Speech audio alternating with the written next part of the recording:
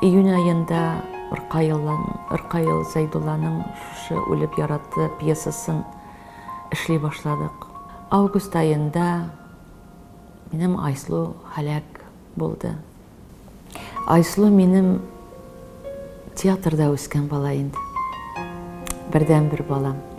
Айсылуның кырыгы үткәннән соң борылыга тотындым.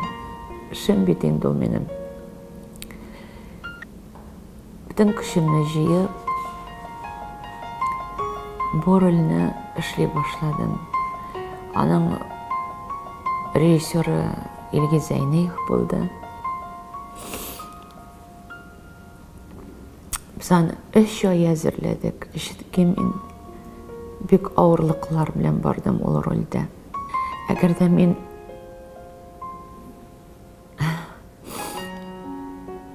бу роль булмаса, идә җылап кына утырган булыр идем. Мин сезне күрә алмыйм. Моңарчы берәүне дә каргаганым юк иде. Сезне каргыйм. Тамырың кырысын!